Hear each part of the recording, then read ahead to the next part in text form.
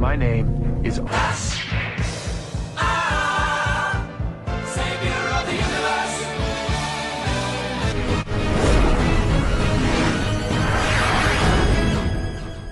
Hello and welcome to the Arrowfans UK episode review podcast. This one's going to be talking about the mid-season finale, which is episode 9, and it is called Three Ghosts. I'm joined, as usual, by Cory. Hello, Cory. Hi, guys. And I'm, of course, Bradley. Cory's back this week, and we're without B this week. Unfortunately, she's busy tonight. So yeah, we're just going to get on with it, talk about Three Ghosts, which there is a lot to talk about. So, as with last week, if you're listening to this, I seriously hope you've got some spare time, because we're going to go on for quite a while. Yeah, get comfortable. Yes. I'm going to go with my Slade versus Queen opening. If you haven't watched the episode, I would turn this podcast off now, because there are about 15,000 major spoilers that we're going to talk about. So, and you don't want to get spoiled. Okay, you've had your opportunity, so now we're going to spoil you. Okay, so obviously there was so much happening that it's difficult to kind of prioritise, but we'll start off with Slade. As I correctly predicted last week, he is still alive. Which really was quite an obvious thing, wasn't it? Yeah, I mean, it doesn't seem the Arrow way to kill off someone like that, especially when we obviously know he's become a series regular. And obviously, if you know the comic books and stuff, Deathstroke, Slade's alter ego, is quite a main villain, so it seemed a little inevitable he'd probably show up in the present day at some point. Yeah, it did seem strange when they killed him off. I thought, did they really just do that? Yeah. A major comic villain? But anyway, so obviously we know he survived, and he is in the present day as a ghost and a real thing, which was really quite strange. Yeah, I mean, I have to say, at first, with obviously how Oliver's fight with him went down in the Arrow Cave, I sort of thought that was Slade himself. I mean, I still do. I still think that was, to be quite honest. But the problem with that is, if it was like you fight, if you were Oliver, you would know if it's real, because well, I would hope you would know. Yeah. Because I don't really, that's what I couldn't understand. I don't really think that ghosts have the ability to feel like that. No, I mean, he was throwing them about all over the place. Your favourite thing, arrow catching, came into it as well. Yeah, but if it's, yeah, it's a good point actually. I didn't even pick up on that. I was prepared to let it go because I thought he was a ghost, and then it's sort of, is he real? And I can't decide, so I suppose the only thing is the eye. I mean, we'll get to that in a minute. Slade's big monologue, but obviously he was wearing an eye patch, so... He wasn't when he was fighting Oliver. No. That's for sure, and I don't think he was when he was standing on the building when Oliver was talking to Lance. No, just when he was talking to... Well, I'm guessing we'll find out if that was really him, probably later on. Yeah, I mean, I'm not sure. I mean, it's one of the sneak peeks. It's on the website. It was on the website that I posted it, and when I saw that sneak peek, I straight away thought Slade is alive and he's in the present day. Yeah. That was my first thought, because I thought, okay, if there's a ghost around, fair enough, you can hear them and talk to them and whatever from, you know, Scrooge and all that hoopla. But could a ghost really sort of push you around and throw you and catch arrows? Well, that wasn't a sneak peek, but that kind of physical thing. Yeah, I mean, it doesn't seem quite so feasible. I mean, first, why would Oliver kind of throw himself around like that? I mean, if he was sort of causing all that damage by like charging towards Slade, then fair enough. But I mean, he was getting knocked around by Slade, so. But in fairness, even if it is the ghost, it's quite likely that the ghost who now somehow is, you know, a living thing.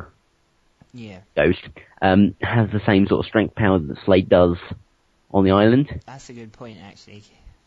So I can sort of understand that kind of side of things, but it was just the whole idea of Slade being a ghost and then being real at the same time as being the ghost while fighting Oliver.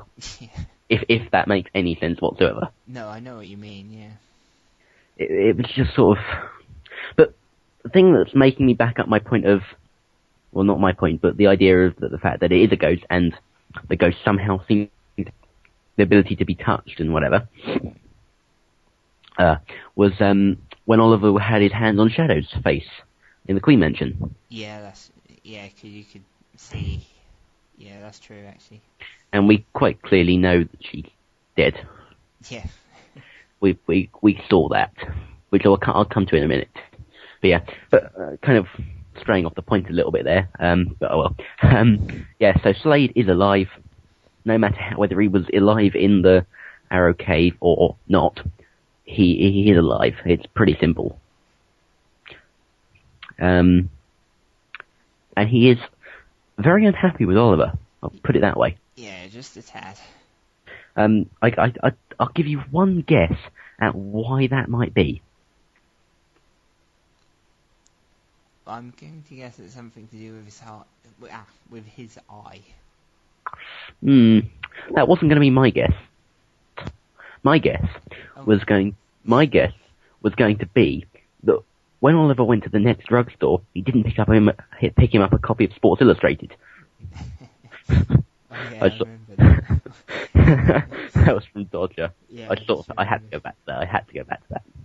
Try and bring a little bit of hilarity into this. Yeah, but I think I think it's pretty obvious. We saw it in this episode why Slade is not very happy. Obviously, at the moment, he's directing that angle towards Ivo. Yeah. The fact that he was the one, obviously, that killed Shadow. But Sarah actually did a very good job of preventing Oliver from ending up like those men. She did indeed. Because I think I think Oliver was just about to say that he had to choose between the two. If he said that he chose Sarah over Shadow, Oliver would not have lasted those next 4 years. No, I mean, especially witnessing what Slade had just done to the... Well, that's what I couldn't believe. I couldn't believe that he was actually going to say it.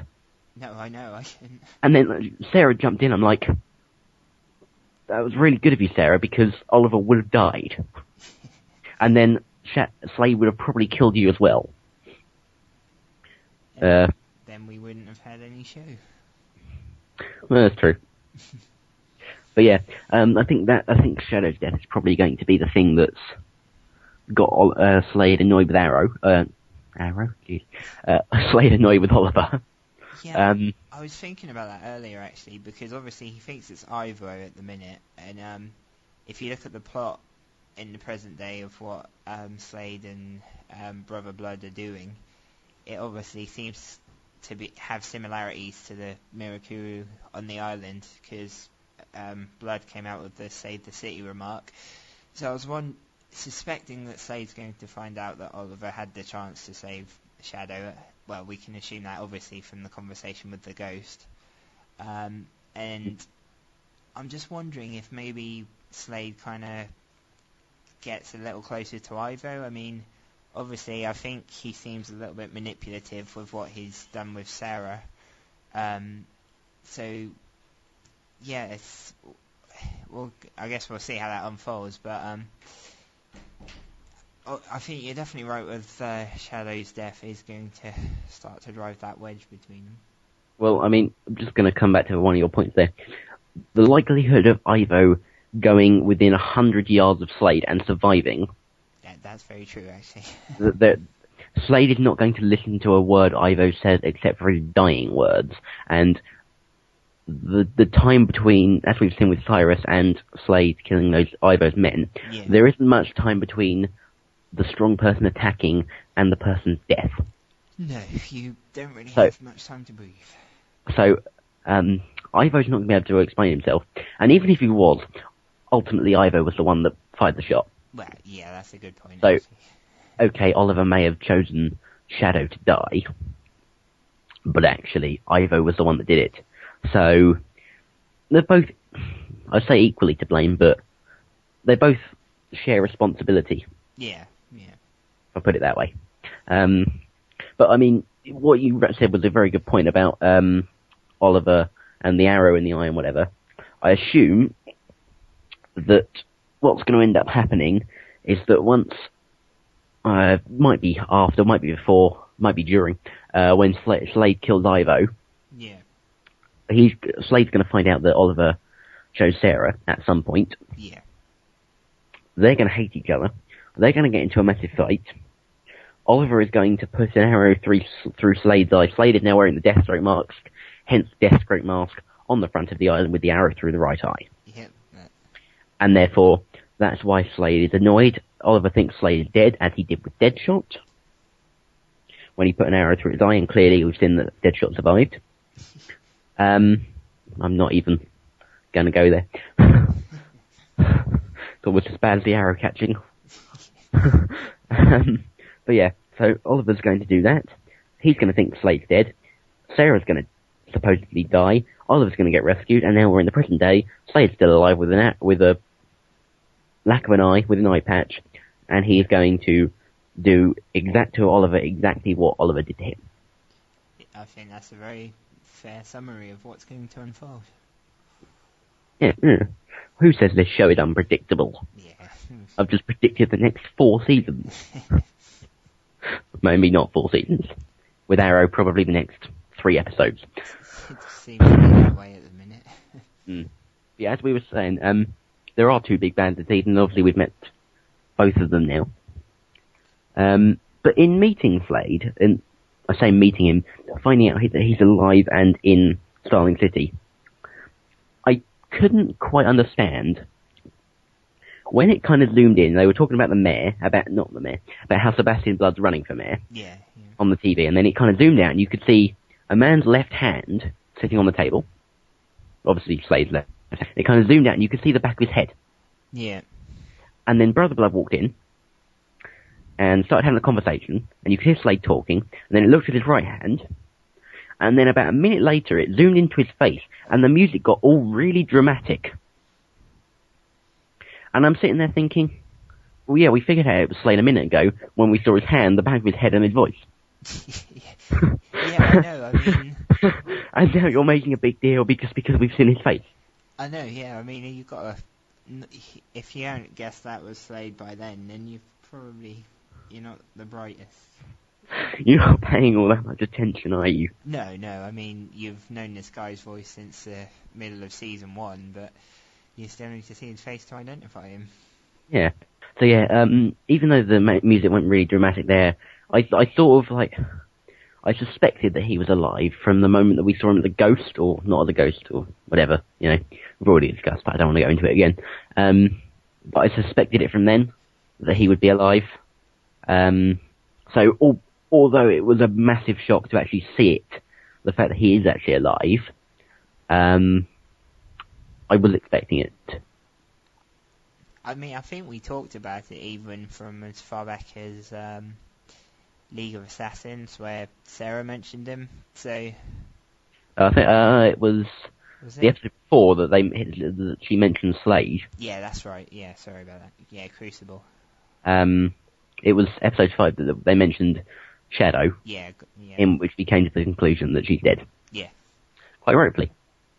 Yeah, so decent record so far this season predicting this stuff. Yeah, I told you, predictable. Yeah. Shocking. But yeah, I'm really looking forward to the moment that Oliver realises that Slade is alive. Yeah, that is... I wonder if it's going to be this season or if they're going to hold off on it. I don't know. I mean, obviously we've obviously only had 1 full season. So it's kind of a bit preemptive to kind of assume this, but it doesn't seem like Arrow will want to kind of continue the big bad over multiple seasons where he is the main big bad throughout those multiple seasons. I know they've brought Malcolm back, but he seems to be taking on a secondary role. Yeah. He's not the main bad guy. No, I think... I mean, I'd be surprised if the confrontation didn't happen this season, but... No. I think that's what... They like to do that, don't they, Arrow, is bring out all their storyline now and then come up with better ones. Yeah, that further seems down the to be line, the way. as they seem to have been doing. Yeah, I honestly didn't think that they could improve after Sacrifice, and now we've come to this one. And the way I described this one was, if you try and think of every single possible word that can be used to complement anything, right? If you used any of those words, even the best ones, to describe this episode of Arrow, I would see it as an insult. I think you've summed it up fairly perfectly there. It was that good. So yeah, it's a real shame that the Arrow writers have decided they're not going to continue the trend and improve every episode, because there is physically no way that they can improve on this episode, and if they do, then this show just deserves every possible award there is. And we'll probably, next podcast, just sit here in stunned silence for an hour or so. Well, I was thinking that if I had to write the review this week instead of you, I'd just have "there are no words" would just be the first sentence, and the last sentence, that would be it. I'm tempted to change it now and go back and do that. that would literally be the extent of the review. Just "there are no words." That'd probably do it justice, actually. So yeah. Anyway, Slade and Brother Blood as villains. Oliver is screwed. He is indeed. So we've talked quite a bit about Slade. Now we're going to go on to his partner in crime, which is Sebastian Blood, or Brother Blood, or however you want to call him. Obviously, this whole season he's been trying to perfect this Mirakuru. Up to this point, we don't even know where he's got it from. Obviously, now we do. It's come from Slade, which was weird in itself. But he's trying to, as Oliver found out, and Oliver obviously found out that Brother Blood exists. So, where you've had Blood kind of going around being Sebastian Blood by day and Brother Blood by night, kind of without fear of anyone or anything kind of getting in his way, now he's got obstacles. One of which was Roy. Yeah, I'm not quite sure how he managed to track all that down in the first place, but obviously he got himself there and became his latest test subject. Well, I think what it was that obviously that doctor that did the psychology test on Sin's friend. Yeah. I think he broke into his office. Ah, okay, I've got you now. Yeah. And looked at the files on Max, and it had the Mirakuru on the back. Yeah. At the stamp, and that's how. Obviously, I assume the doctor was working with Blood. Yeah. And obviously Cyrus got him, and you know the rest. Yeah. But obviously he seemed to have perfected it at the end of episode 7 when it worked on Cyrus. And he was pretty confident that in this episode that he could have 100 more soldiers like Cyrus. Yeah. And then it just didn't work on Roy, or he thought it didn't work. I thought that was a bit optimistic from Brother Blood of it's going to work every time. Well, you've had so many test subjects that have died, yeah, and you get one that works, and you think, oh, it's going to work from everyone now on. Yes, nothing like getting carried away. I mean, Ivo tested for we don't know how long. Tested on quite a few people. All of them are dead, apart from Slade. Yeah. So not really an ideal situation for him. No, I mean, he was planning to mass produce it, claiming it's suspected probably just have 100 dead bodies, more than 100 super soldiers. Well, you might end up with a couple of super soldiers. Yeah. But obviously, as we've seen, law of averages goes that most of them are going to die. Yeah. But in fairness, he does seem to be getting it better, because Cyrus it worked on, and he is beyond super strong. Yeah. That was unreal last week. And obviously Roy has been injected with it. He survived, and his knee, or his leg, healed up. Yeah. So obviously, I mean, as Oliver said, going to have to keep watch on him. But I don't know, he seems well on his way to becoming one of those super strong people. Yeah, I was, one of the episodes where Oliver and Roy first interacted, well, Oliver is Arrow. He was, I think he was saying that Roy can't help him, like, fighting wise, because he's untrained and everything. So presumably this is, you know, if you're gonna assume things, then you'd guess this is probably the shortcut towards that. Yeah. Oh, because I did suggest a couple of weeks ago, I think it was with you, or it might have been last week with B, that Oliver would take him in and train him and whatever. Yeah. I don't think he might need to train him. Yeah. But he's definitely not going to need to kind of help him. I think with Roy, it's not going to be kind of like Cyrus where you inject him and now he's Hulk. No. He's going to sort of gradually get a bit stronger and he's going to be kind of in between. If you kind of say that Slade and Cyrus are on the same level. Yeah. And then you've got the strength of Oliver and you've got the strength of Malcolm. Yeah. Kind of put it in the middle. And it's going to kind of progress to that. Yeah, I think that's a fair sort of way to put it. Because I don't know how much he got injected with it actually. It wasn't all that much, but it was some, I think. Yeah, because it looked like it was a different sort of syringe from the I don't know if that's just my eyes, but... No, I think it might be your eyes. Yeah, probably. That happens. No, but yeah, I think... I think it was a small dose, because I think when Oliver kind of came crashing through the roof, he was kind of mid-injecting it. Yeah, I think you're right, actually.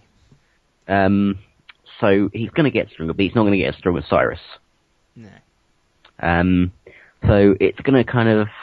It's almost like the good guy always seems to lose. Always seems to end up at a disadvantage.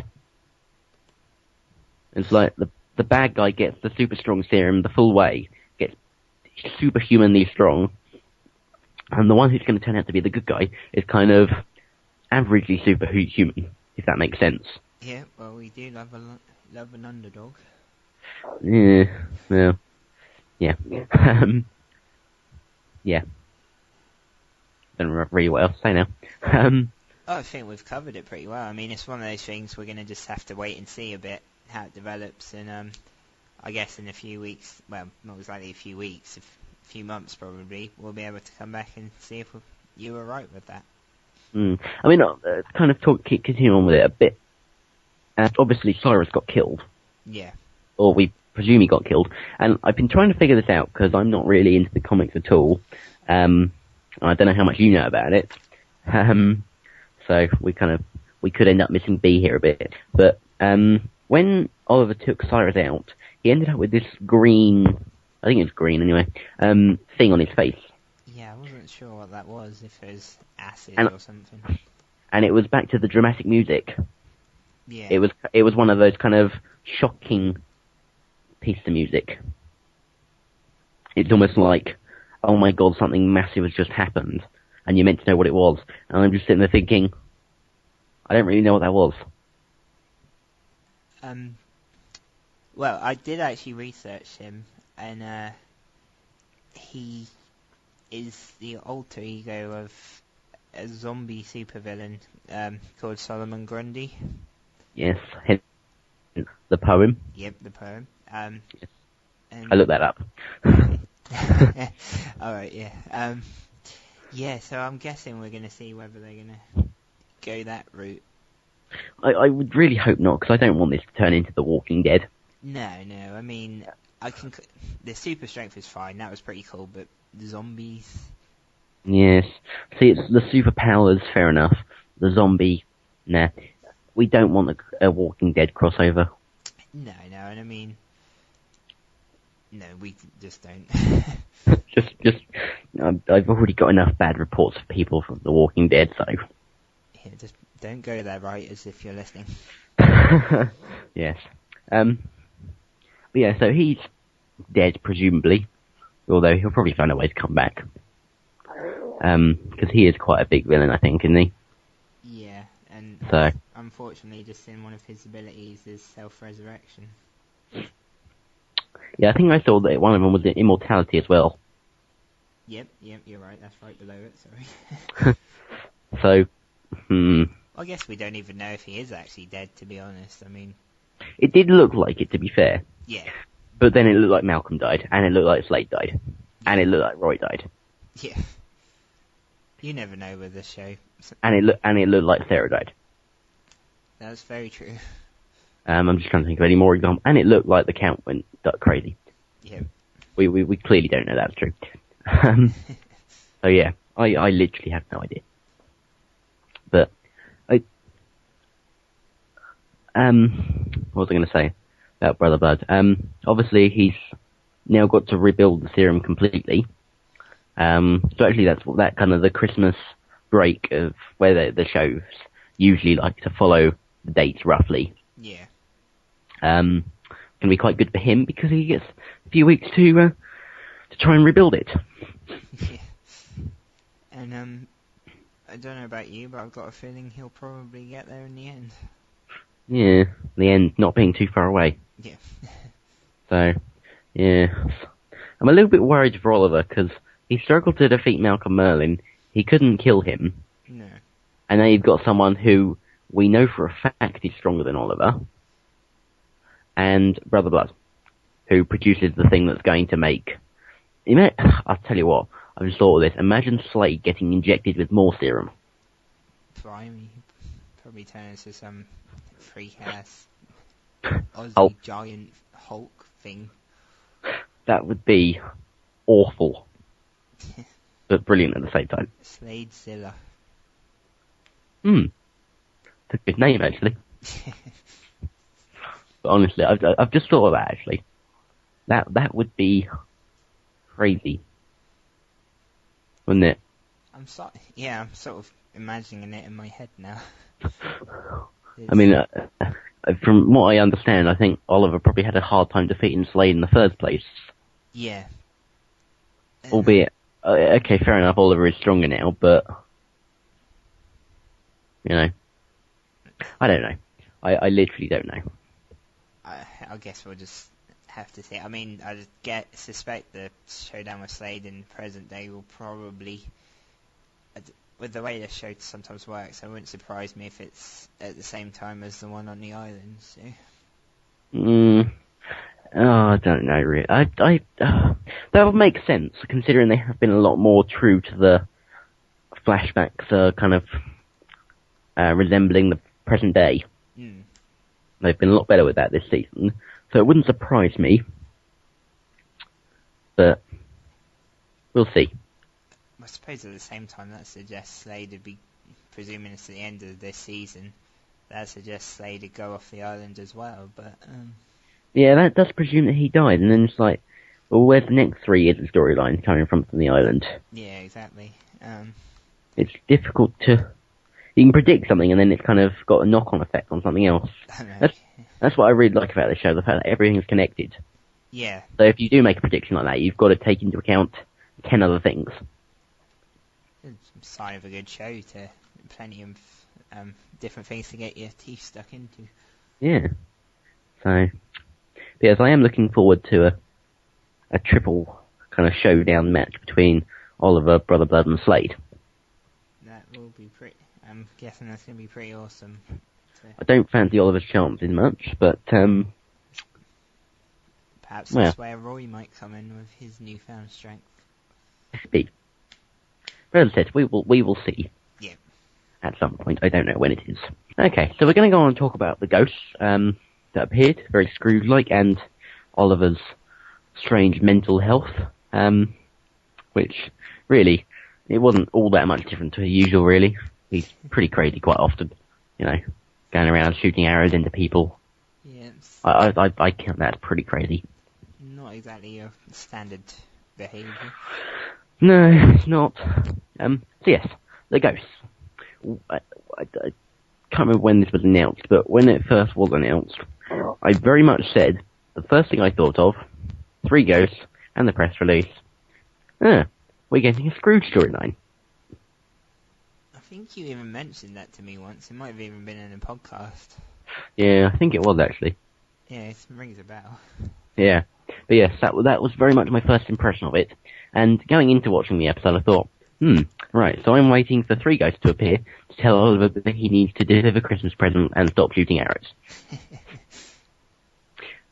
that wasn't quite what happened, No. I must say. But it was very much the basic idea Yeah. of the past, present, and the future ghost. Obviously, Ed Shadow was the first ghost, and that represented the past. Since obviously she is dead for certain. And she sort of, as the ghost, obviously, knows Slade is alive and he's going to kill Oliver and everything he... Actually, Slade doing all this to kind of because Shadow died, it's sort of kind of dishonouring her memory in itself, isn't it?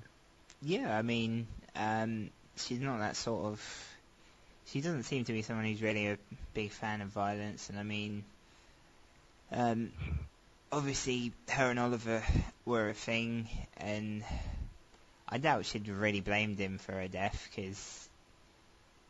Well, I mean... Well, yeah, you killed me. That'd be a weird conversation. It would, rather. Because we would be going back into Walking Dead territory if you're talking to a dead person. And they're not a ghost. I'd be a bit worried. Yeah, so would I. Yeah, I mean, I can understand, obviously, we talked about this, but I can understand why Oliver went to save Sarah and Shadow. Yeah. And I think Shadow is quite a reasonable person, from what we've seen of her, so I think she would understand, you know. Not that I'm advocating any sort of zombie resurrection. But yeah, Slade doing all this is really... It's not actually honouring her memory at all, though, is it? No, I mean... It's just... I mean, she died, and obviously that's not exactly nice. Well, understatement. I was going to say, really? Yeah, I do have a habit of being a bit understated. No, but... I mean... Honouring her memory by trying to kill someone who obviously she seemed to love and causing obviously more damage for other people, it's not really honouring someone's memory, as more by doing all of that, presumably in Shadow's name. It's not really, well, it's just not very nice. No, it's not really the right thing to do, is it? Yeah, I can't sort of pin the right word on it, but it's definitely not honouring her memory. We safely say that. It's not. I've seen on quite a few shows this kind of thing. I'm trying to think of an example, but I can't. My memory's gone blank. But it's the idea of the whole point of what they're doing is supposed to honour their memory. Yeah. And then actually you're just defeating the object because this person wasn't a killer. I think it might be a cop show, I don't know really, but actually, yeah, I know what it is now, but I'm not going to mention it because big UK spoiler. I don't want to do that. Yeah, it's sort of the idea of this person didn't do killing unless they had to. It was kind of, they're a good person, they're a cop at heart, they kill if they need to, as I said, but they do things legally. Yeah.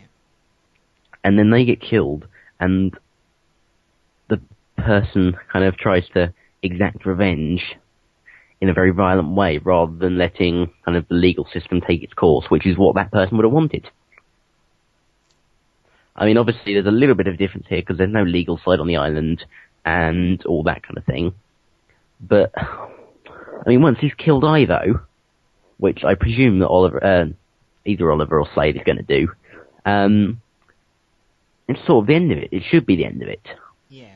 I was actually thinking what you're saying about if it's like anything else. There's actually a fairly decent example in that show itself.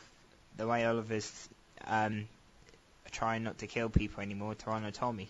Yes, I was thinking that, and I sort of was going to mention it, and I just didn't. You know. But yeah, I see, you're totally right. Oliver seems to be a lot better at that than Slade is. A lot more self-controlled. Yeah, I mean, we've seen before Slade doesn't really do forgiveness with his old partner Wintergreen. Per sword through his eye. Yeah, that's not good. But yeah, so the whole idea of the shadow ghost, go back to that because we kind of went off a little bit there. Typical, really. The whole idea of the ghost shadow was to kind of convince Oliver that something big is coming. The whole idea of Slade is going to kill him quite badly and ruin his entire city and his entire life. So that past and future at the same time, more so the past obviously because she is dead. That was the first ghost. Yeah. I was sort of trying to make a point there and I sort of lost it. Anyway, then on to the next ghost, which was obviously Slade, and that was very much the present day. Because obviously we've got Slade kind of attacking him in the arrow cave, but if you went on that logic, then you could say that Shadow was at the present day because the ghost was around. Yeah. But actually, the whole idea that Slade is still alive makes it the present day. Yeah, I've got you. Yeah. I think we've talked too much about Slade, so I'll just kind of move past that one. And then we move on to the last one. Now, I can't remember if I mentioned it on the podcast. I certainly did not tweet it out. I was trying to find a decent promo that featured this moment, and I couldn't find one, so I abandoned it just to try and keep the UK people away from the spoilers. Because one of the CW promos actually featured Tommy. Yeah, I think I saw that one, yeah. Yeah. I can't remember if I mentioned that he was going to be in it on the podcast, and if I did, I'm very sorry for spoiling. But obviously he was back as a ghost, sadly. It would be very nice if he could find one of those Lazarus pits that Malcolm used, presumably, and revive himself. Well, you never know. Slade's alive, Sarah's alive. We'll see. Nah, Tommy's dead. It's a very sad moment. But yeah, he came back, and where we've had previously that Tommy was not very happy about Oliver killing people, he's actually kind of come around. The ghost has kind of accepted the fact that, well, I'm dead, so I can't really do much about it. But actually, Oliver is kind of changing his ways. I think the ghost kind of figured that out. Yeah. And so actually now, well, at least the ghost Tommy is supporting him. Yeah, I thought that was a nice little bit of closure to their friendship. I mean, we haven't really seen him go like that, and I thought, it's a little cameo, but the way Colin Donnell kind of delivered all that was pretty awesome. Yeah, I mean, if it had been like Diggle in the actually existing on the earpiece, kind of saying, "Fight, Oliver, you need to fight," or Felicity doing it, it's just kind of like, oh, that's really boring. Yeah.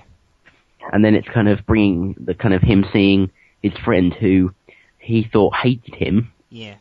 For what he's done, what he does, and what he's doing right this second, and he's now supporting him. And I think that was the momentum he needed to take out Cyrus. Yeah, you saw that just on his face after that when he told him to fight back. He was up for that and opened a good can of whoop ass on Cyrus. Yeah, because as you said, everything that Oliver's now doing in the second season is to honour Tommy's memory. Yeah, and it's sort of, even though he's a ghost, he's kind of giving Oliver the reassurance that he's doing well for him so far. Obviously, he's had to kill the Count and now Cyrus, but I think even if Tommy was still alive, he could accept that because they were very dangerous. Yeah. And it wasn't kind of just significant danger like the Saviour was dangerous. I was trying to think back to last season's villains. The Mr. Blank was dangerous, but he and then other people that were kind of around them were dangerous, but not this dangerous. No. So you would think that Tommy would be able to accept this because actually this is for the benefit of the city. Yeah, he's only killing when he has to, really, and Yeah. has no other choice. But killing other random security guards Yeah. is just a bit. See, I think that was kind of definitely having that bit was brilliant from the Arrow writers. I read a piece about how they kind of had two ghosts planned, and then kind of at the exact same moment, two of the writers kind of just looked at each other and went, "We know who the third ghost is." And I thought it was really good that they managed to put him in there because, as you said, this new thing is for him. So how can you not have a ghost of him? Yeah, exactly. I think what would have been much more interesting, actually, would have been if Malcolm had been a ghost. And he's been a Malcolm ghost. That would have been interesting, actually. Which one would you have had him doing? Don't know, actually. Maybe you could have, I really don't know. I didn't really think that through. I just kind of thought that on spur of the moment. But you see my point, Slade, he thinks Slade's dead. He thinks Malcolm's dead too. You could have quite easily had a Malcolm ghost in there. And that would have been quite interesting to see how Oliver reacts, considering we know that Malcolm's alive, whereas we didn't know Slade was alive. Yeah, I see what you mean there. Yeah. Sort of an interesting how Oliver went about it. Yeah. You can see my point. No, yeah, I can see. I'm just sort of agreeing. Not much to add there. No, but it's a good point. Yeah, I did really like the ghosts. In it, I thought it was a nice little addition. Obviously, the nice little kind of connection to kind of Christmas and that kind of thing. It's a bit sort of away from the norm of Arrow as well. I mean, I think, although as we said, Oliver, the whole thing of what he's doing isn't exactly what you'd suggest the same person would do, but his mental state with it, more often than not, he seems quite controlled and quite calm. In this episode, it kind of broke a little bit with the hallucinations, the ghosts and that. Yeah. It was very, un-Oliver-like, I must say. Yeah. But I think that definitely tied in with the island, where he sort of gone from really upset that Slade died to being kind of panicking, angry that one of his two friends are going to get killed, and then sadness that one of his friends got killed. Yeah. It's sort of the varying emotions and things like that. It's probably what helps with it. But yeah, as you say, it was nice to see Oliver kind of go from that normal, calm, vigilante person to someone who seems to be crazy. Yeah. And seeing people that are dead. Yeah. So, those of you out there that are fans of Grant Gustin, Barry Allen, The Flash, whatever you want to call him, I think you may have noticed we might have overlooked something so far, which is obviously the man himself. And it was quite interesting that we have overlooked him, considering he was the opening scene of the episode. Yeah. You can tell there's a lot going on in this episode, if you haven't already. So obviously, as we suspected he would, because there wouldn't be much show if he didn't, Barry was able to save us. And I was actually quite surprised at his reaction. He wasn't stunned. No, I think, like the last end of last week, he was quite panic, trying to save Oliver. And then he was just really calm, he was really happy. And I'm just kind of thinking, that's strange. You'd expect at least some sort of minor panic. Just before Oliver did wake up and grab his neck, Barry seemed to, I think he was actually whistling to himself, if I remember correctly, just sort of injecting or whatever it was. I think he was, actually. And he's just sort of really calm, kind of happy, and I'm like, really? It wasn't very, it was strange. Yeah, it wasn't exact. Well, I suppose that's kind of what sets. Well, I think we sort of said before that Barry's kind of like the male version of Felicity, and from what I remember, she didn't really sort of panic. she freaked out a little bit. Yeah. But then I think that was more down to the fact that she found, as she quoted, her boss lying shot in the back of her car. Yeah. But I mean, it was sort of, I don't know, the thing with her was you can't really compare it that much because she had suspicions already. That's true, actually, yeah. He'd just come with a sports drink in a syringe. You know, it's a box of arrows. Try and track it. Yeah, those were terrible. It's like, cover stories. Terrible issues, yeah. So you can see why Felicity didn't freak out that much. But Barry, this is someone that he's wanted to meet, obviously, since he first came around last year. Yeah. And kind of, in a way, needed to meet so that he could try and find his mother's killer, which he actually made no progress on at all in this episode. Mm. So it's sort of pointless, really. It's just like, I want to meet the vigilante so that he can maybe find out my mother's killer. And then this episode, find out the vigilante's identity.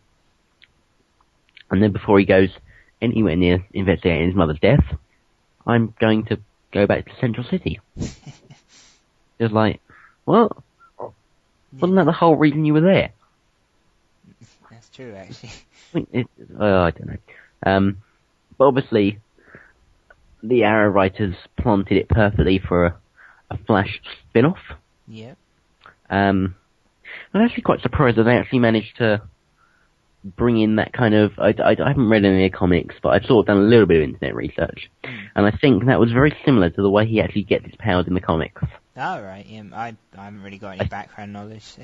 I think, if any of you Flash fans out there know that I'm completely and utterly wrong, please do tell me, because I'll stop mentioning it. Because I don't really know. But yeah, they made it was very interesting to see that, what I think is what his actual origin story, coming into the show as it did. Yeah, I'd agree with you there. I mean, I couldn't quite figure out what happened when the particle accelerator got turned on, and there was that massive flash of orange, like an electric pulse kind of, like when you get, I don't know, when they kind of graphically show that kind of electric pulse thing going round. Yeah? Yeah, yeah. It sort of came out like that, and it turned out like, I was wondering what was going on. Couldn't quite figure it out. But beyond that, it was quite simple, really. Basic sort of physics. Holding the metal object. Yeah. Lightning. Yeah, I'm screwed. I did wonder why he was holding on to metal chains when it... Well, I can understand him holding onto it, and then he just kind of trying to pull it, do whatever he was doing. I still don't know what that was. I don't know if it's to cover the window or something, but... Maybe. And then he just held onto it. Yeah. It's like, really? Well, you gotta get superpowers somehow. Yeah, I know. Maybe we're being a bit too analytical here. Well, but I did actually like the special effects where the chemicals were rising out of the jars. Yeah, I agree with you there. That was pretty awesome to see visually. Even if I didn't have any idea what the hell was going on. It happened, I'm sitting there thinking, huh? I'm pretty sure the law of everything means that liquids don't travel up. I was just pretty much sitting there sort of thinking, oh, pretty floating liquids. Okay, that is quite funny. That is quite funny. I have to admit. Oh dear. Early in the morning, I had the concentration of a 6-year-old. I think that's a bit optimistic with that thought. Well, probably. Anyway, but yeah, I do agree with you there. It was a very strange thing to see. But obviously we do see that he got his powers. And, well, I assume this paves the way for a Flash spin-off. Yeah, because that's changed now, hasn't it?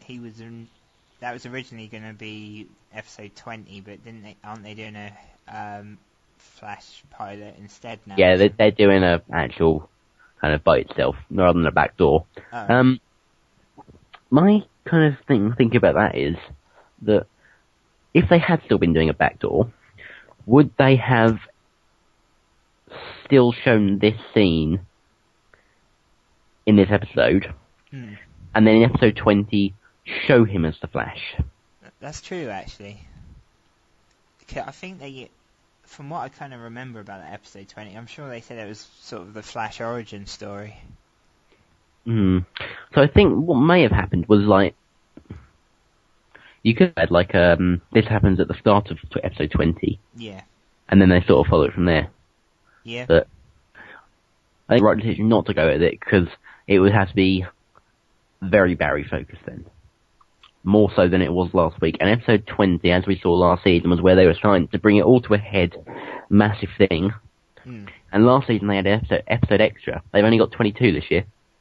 Yeah, so that kind of would have detracted from the finale, really, because you probably get to episode 19, it's all hotting up. And then episode 20, yeah. Nothing to do with Ollie. Pick up. And then you got the last 2 episodes. It was sort of, I suppose they could have made a nice little break like The Undertaking did. Yeah.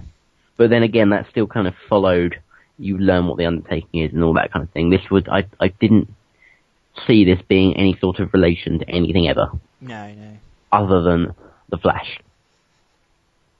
So I'm quite happy they're not going with that. But it was interesting to see that they've actually, if the super strength wasn't enough, actually you got the thing, the spark that went through his cheek, actual superpowers.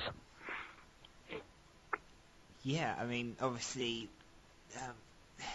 new ground for this series, really, because, I mean, we said super strength, but sort of actual superpowers, in this case super speed, is uncharted territory. I mean, you could probably get to the same sort of strength as Cyrus got with about 15,000 years of weight training. Well, yeah. But I mean, it's possible. But the super speed probably isn't. No. You know, I mean, from what I've known, Barry Allen, the Flash, is the fastest man alive.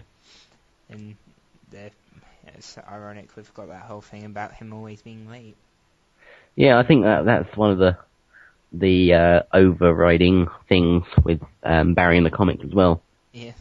That he's late and that kind of thing. I think it's meant to be some sort of irony. I'm not sure. It's like last week when Barry said he couldn't dance when Grant Gustin is a professional dancer. Just perfectly planted.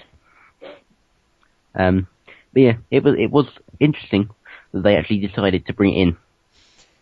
Yeah, I mean, I guess when they do the Flash pilot now, they can get up and running quite quickly with it. Yeah. Could you presume Flash watchers are going to have been watching Arrow anyway? Yeah, I mean, I think what's going to happen is, like, they probably start with that scene. Yeah. Would be the first moment, and then you've got the little intro title, and then they kind of go on with that. Yeah. It's the kind of 10 minutes later, Barry wakes up. What's this? Oh, I can run super fast. Yay. Something like that. I don't know. But you see my idea. It's kind of the whole bring it into it now means that it makes it easier in the Flash spin-off. They don't have to waste an episode trying to get him to be the Flash. No. And obviously, the way it works in America, your pilot needs to be pretty good. It does. We've had this tangent. Yep. We're not going back to it. Nope. Lock that away straight away. But yeah. Obviously, I think him being the Flash is going to see the end of any relationship with Felicity. Yeah. She's already working with one superhero. Can she do with another? She'll probably end up running a superhero agency. That'd be quite interesting. Might end up with Agents of S.H.I.E.L.D. Yeah. Felicity running her own thing. I wouldn't like that at all. No. But yeah, and actually Barris didn't, he seemed to be alright with the idea of Felicity and Oliver, didn't he? Yeah, I mean, that's nice to see. He weren't exactly the way Tommy went off towards the end of season 1 with Oliver and Laurel. Yeah, that was fun. That was fun. But yeah, it was nice that, obviously that was put in there so that it wouldn't feel so bad that Flash, I'm calling him Flash now. I'm getting carried away that Barry is kind of not going to see Felicity that much anymore. It was kind of planted in there so that they could potentially go for Oliver and Felicity without this kind of Barry in the background. Yeah, I suppose it was nice as well. It's probably in keeping with his character, because he's always come across quite a decent guy. Yeah, and I mean, he did mention about how he's had experience liking someone and them not liking him back. Yeah. Which I'm pretty sure we can all relate to. Yep, definitely. So yeah, but yeah, it was, when not so much Grant Gustin announced, but when the whole idea of the Flash coming into it, Barry Allen coming into it, I wasn't really excited at all. No, me neither. So I mean, we've had these little name drops and characters that relate to comics, and I'm just sort of, yeah, okay, that's quite cool. And now we've got an actual good guy that's going to come into it as a major DC comic person, and I'm just like, I'm never going to keep up. But actually, I thought I'm not going to be that interested in him, because I'm not all that interested in the comic books. But he's come across really well. Yeah, I mean, I think I saw it in a review somewhere anyway about if you'd had Barry stick around longer and be one of the Arrow team, it would have worked quite well. And I mean, I thought it did. He fitted in well. He's just a very decent character.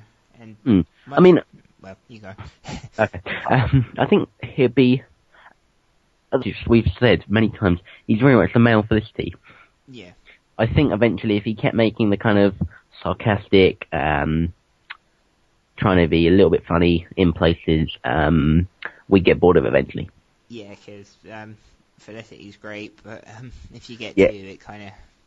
Yeah, and it's kind of, Barry seems to overdo it a little bit more than Felicity, and again with the music, it kind of ties into it, and you can tell it's meant to be a funny moment. Yeah.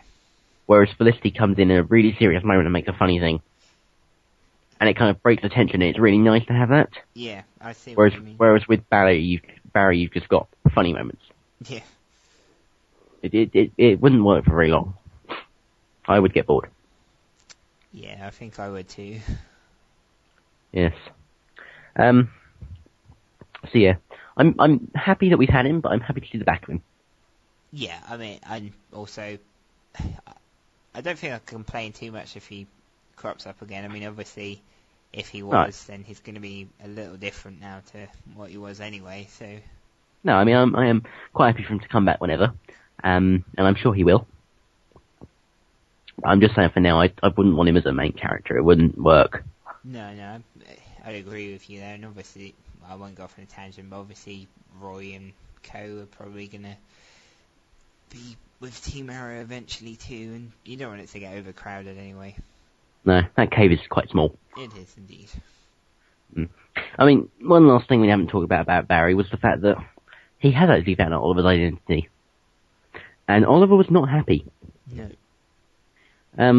Which was kind of unwarranted really, because, you know, he did just save his life.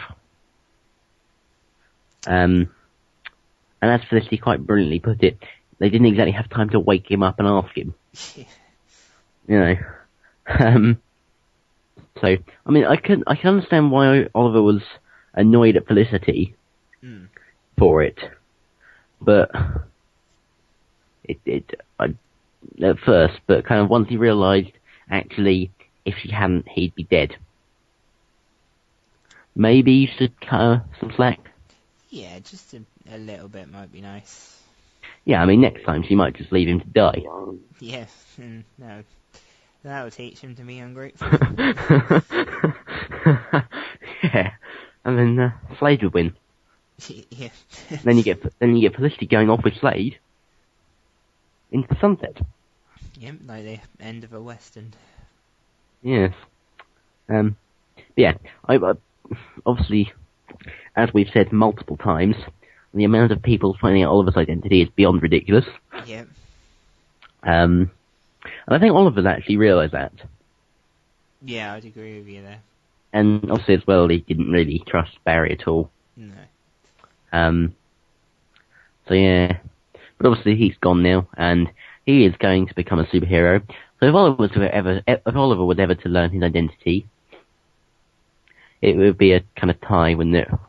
Yeah, you'd think they'd allow one another the superhero courtesy, or however you want to put it. Yeah, they're in different cities, so it might not No. encounter each other. But yeah, yes, it was enjoyable ride of 2 episodes for Barry. Yeah.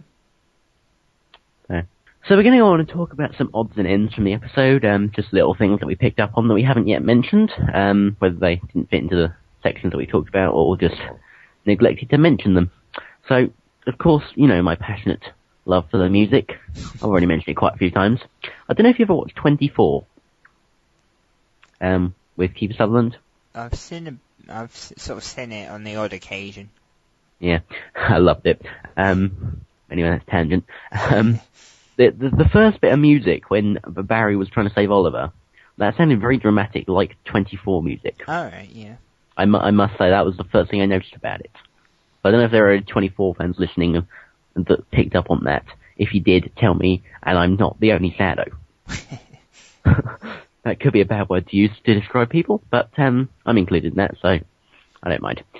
But yeah, I told you to stop me talking about the music. Well, that's alright. You kind of converted me onto it now. I think I've mentioned it in my last 2 reviews now. Well, I must say, ever since I've been watching this latest episode, I may have been tapping my feet quite a bit with the Brother Blood music playing in my head to that rhythm.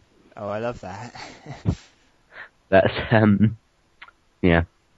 Just stop me, please. I'm trying to think of another odds, and then we can talk about, like, my mind's gone empty. Yeah.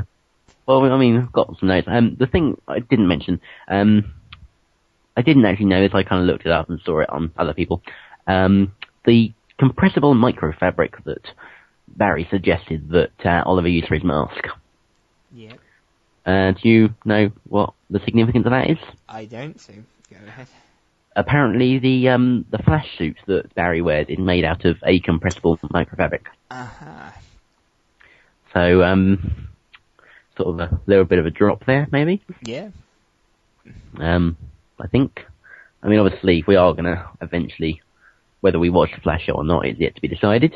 But I mean, obviously, it's likely that he'll be wearing the suit, you would think. Yeah, you'd assume so. So, and obviously Oliver, I'll come to that now. Oliver's got the mask. Yep. Which actually, really as a disguise, doesn't do much. No, it's essentially just it's just a mask instead of paint. It's not really. Yeah. No. You still see his jaw, his nose, his mouth. If anybody knows him. It's a little bit more concealing. Yeah. I mean, as you were saying, like, people who know him would be able to recognise him, but people who don't know him are less likely to. Yeah, I think that's the point, probably, of what he's going towards. Yeah. I mean, when Sarah first had that mask on, I just thought it was the mask that she had on, not a wig and a mask. No. So I thought, if it's just a mask, how can Oliver not recognise her? Yeah. But it was actually more subtle than that, I can understand it then. But with Oliver, it's just a mask. It's not really that good, really. It's a cool thing. No, yeah, definitely. It's pretty good to see, but it's not really identity concealer. No, I mean, like we said, if anybody knows him, then they'll probably be able to recognise him, but obviously that would just be a case of looking at the floor and bringing on his voice changer thingy. Yeah, I mean, hell, no one's recognised him yet. I'm sure we've had a conversation about this, though. Yeah, it had... Laurel and Lance, and seems to be the Lance family. Yeah, they're just not that intelligent. A little dysfunctional there. Yeah, it's not like one of the daughters died. One of the family knows that the daughter's still alive, and the other one doesn't. Yeah, nothing like that at all. No, you know, it's a great family dynamic. One of my favourite people, not the character, but people, of Detective Hilton, got killed. Mainly because I know Roger Cross from 24. Alright. Gonna go back into 24 momentum. But yeah, he was, he hasn't really done that much, but he's been sort of in the background. He's Lance's friend, so I think he's going to take that hard, isn't he? Yeah, yeah. I mean, I think we sort of saw the after effects of that ever so slightly while he's in his hospital bed. I mean, obviously basically telling Ollie to go kill him, go kill Gold, not kill his friend who's already dead. Anyway, and then obviously when Slade was doing his monologue at the end, I think it cut to Lance and he was holding his badge, if I remember. Yeah. No, he was holding Hilton's badge, yeah. Yeah. Yeah. Yeah. That's definitely going to affect Lance, and, yeah. I don't really know much to talk about. I don't actually think we talked about the monologue that much for Slade. No, I guess we can finish up with that. It'd be a nice way I've got a few more things, though. Okay, that's... But yeah, I mean, it was quite an interesting one, actually. Because you think, from what we've seen so far, okay, Slade is pretty insane, and the fact that the first thing we saw of Slade was he tried to kill Oliver. Yeah. He's an angry person, doesn't really get very happy when things don't go his way, but he seems to control it. And now we've seen him going full killer mode. Yeah, I mean, okay, fair enough, going to kill Ivo is pretty cold, but kind of that whole monologue was just like, whoa. Yeah, it was psychopathic, I guess, is the best way to describe it. Yeah, it was not good. I think, yeah, as you say, it was psychopathic, but you can tell, even if you didn't kind of appreciate the fact that Slade did like Shadow, and Oliver obviously saved Sarah instead of her, you could tell straight away how much Slade seems to hate Oliver. Yeah. Because that is not something you go about lightly. No, I mean, with everything he set out to do, I'm guessing we're going to see more of that on the island unfold, because I'd sort of say right now, with the way things are, to warrant wanting to do all of that would still be a little harsh. Yeah. I think we've talked about this. We talked about what effects the monologue had, but not the actual monologue. Yeah. We're good at forward planning. We are indeed. But yeah, it was evil. It's the only word to put it, really. Yeah. Poor Slade. I liked him as a good character. I know, it's a shame when people get evil and insane. Yeah. It's not like when it's Malcolm, like, he's consistently been bad. It's John Barron, you can't not like John Barron. Whereas it's Slade, you like Slade, the character, not just Manu Bennett. You like Slade. Yeah. Now he's evil. It'd have been like if Tommy had turned bad, like everyone thought he would. Yeah, that's a good comparison, actually. That would have been evil. That would have been horrible. That would have been. But yeah. Right, that was it. Laurel. She didn't appear at all last week. And this week she was in it so little that you can actually just forget that she was in it. But what she did see, she seems to be getting close to a particular very bad person. She does indeed. When people, Oliver and Lance and whatever, say she has an obsession with going for the bad guys, I don't think that's quite what they meant. No, I think she's kind of taken that to new levels. Yes, my hope is that she isn't working with him. That would be a strange turn of events. That would be, actually. I'm going to ignore that random thought in my head now, actually, because otherwise we'll go off on a tangent. No, but that would be interesting. I don't think it's likely. No. I think it's more that she's got a love interest in him, and he's taken it in her because Slade told him to. That's true, actually, because that actually makes a lot more sense, because obviously Slade will know of Laurel. I didn't think of that when watching, actually.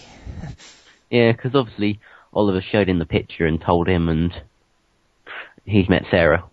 That's true. he's met the sister. That's suddenly become a hell of a lot darker to me now. Yes. So, Slade is telling Sebastian Blood how to go about his love life. He is indeed. He is very controlling. Not exactly your ideal matchmaker. No, not. Just looking, see what else there is, really. I think we've pretty much covered it all. Oh yeah, just, hang on. Yeah, I think just the last little thing is that, Sebastian Blood's running for mayor. Yep, and I'm guessing that's gonna set up the way we get towards the finale. And obviously that must be part of the plan. He's going to be in a position of... Well, it is part of the plan. From his discussion with Slade, they talked about getting the copycat hoods to assassinate the mayor and whatnot. But obviously that's more power for him. You guess, I suppose, access to greater resources somewhat. Yeah. Obviously he's kind of won the PR battle already, because I'm guessing people seem to see him in a very good light, and clearly you would suspect him, should he obviously become mayor, it's probably not going to end so well. No. I don't think it's definitely a good plan for him and Slade that they kind of get this position of power. Yeah. Make their life easier. Yeah, that's very true. But yeah, it's definitely becoming something, because obviously he wasn't going to stay an alderman for the whole season, was he? No. He was going to progress somehow. I suppose it's the perfect cover as well, because I mean, you're not exactly going to suspect your mayor is also a masked villain as well. No, it's very true. It has happened before. Well, yeah. But after however many years of TV, they've got to repeat some things. Well, yeah. Yeah, but it's quite an interesting little cover. Yeah, and I mean, it's gonna... I guess the thing, obviously we know it's a good position of power, but I guess over the next chunk of episodes, we're gonna see what exactly he's going to do with that. I would have thought, I think we said earlier about they tend to keep in line with dates. I wouldn't be surprised when episode 10 arrives if perhaps he is mayor by then. Really? In a month? Yeah, for some reason I got it in my head it was 3 months. Yeah. No. 3 months that we would not be able to survive. Oh god, no. Yeah. We'd have to start running a support group. You were discussing that the other day. Yeah. Yeah, that would not be good. We'd struggle. But yeah, overall, I mean, just to quickly sum it up, I am really looking forward to how everything plays out. Yeah. And, I mean, I know I said that how everything's going to play out, but it might take a while. And as much as we don't really like the fact that it's the whole idea of let's just kind of make everyone sit on edge for forever, verging on running a support group, it's actually quite interesting, because you learn obviously a lot more, and it's more speculation, it's more fun. Yep. We get a lot more out of this podcast as well. That's very true. It'd be pretty boring if they just got... Well, it wouldn't be boring, but it would be get through everything in one episode. Well, we don't have much more to discuss, really, because we have no theories, because there's nothing else, we don't know anything else. So, it's almost like a season finale. That's very true. Even though there's things on edge. We're going off a tangent again, and I'm losing the tangent. Anyway, I think that's everything for this episode. I mean, unless you can think of anything else.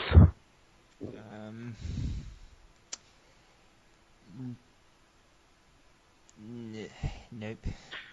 I was thinking as I tried to speak then, that comes out weird every time. Yeah, I think we'll just have a quick little chat about the next episode. Yep. Obviously, it is a month away. And this is something that is very depressing. It's not a good thing. But, on the bright side, I am going to try and... I'm quite good at this sort of guessing of when air dates are. mainly because networks and television channels and whatever are very repetitive and boring. They don't vary out much, apart from Channel 5, who we don't like. But Sky are usually quite true, and they do the same kind of routine every year. So, obviously, this mid-season finale was 3 ghosts. The US get Arrow back on the 15th of January. If Sky 1 decide to follow their schedule, which is what they've done since all year, they didn't do it before Christmas last year. They were episode 10, 12 days behind start of last season. But if they follow what they've been doing recently, we'll get Arrow back on the 20th of January. So we're going back to the 4 or 5 day gap, which is quite nice. Don't you think? Yeah, I mean, it's... helps to avoid spoilers, I'll say that. It does indeed. Like, say, 5 days is a little bit different to 12 days or months. Sort of by that point, over months, you kind of forget about the spoiler, really, wouldn't you? Yeah. Yeah. So hopefully Sky will do that. Be very exciting to have it back that quickly. But even having it back that quickly, the 15th of January for the US and the 20th, hopefully over here, seems a long time away. It's not good. I'm sure we'll get there in the end, and well, more than that, all being well, it's going to be very much worth the wait. Yeah, hopefully. Obviously, we do have a little bit to talk about for the next episode. I have absolutely no idea what's going to happen. There's no press release. There's no promotional images. There is a promo, which you can find on the bottom of the review. Yep. But apart from that, we don't really have much. No, so we've got, what is it, like 20 seconds pretty much? Yeah, and if you include the last little bit where they kind of, like, Arrow on the CW bit, it's kind of like a 13-second promo. Yep. We don't really learn all that much, but there's a bit where Roy seems to be hitting something, so maybe we're going to learn the answer about the how powerful he is. Yeah, I think that's, I mean, I doubt he could really go and punch through walls or whatever it is prior to his little injection. No. But, I mean, other than that, it's just sort of pure speculation. Yeah, it seems... Honestly.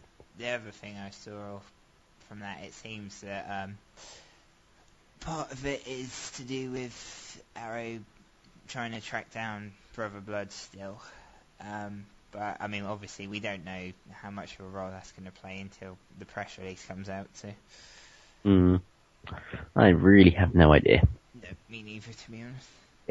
I know we said it's quite predictable, but I think we were joking around. It's not predictable in the slightest. You can predict small things, but this far in advance you haven't got a clue. I'm looking forward to it. Same here. Yes. So, hope you've all enjoyed this podcast. Hopefully we'll be back in the coming couple of weeks. We're going to have a mid-season review podcast, so sort of reviewing the first 9 episodes of the season.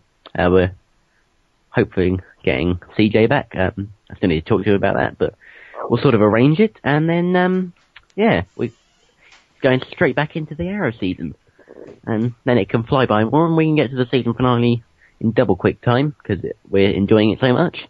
And then we can wait 5 months over the summer for what's going to happen. Yep, and rewatch season 2 all over again. Yes. So, I hope you've all enjoyed this podcast, and we will see you next time.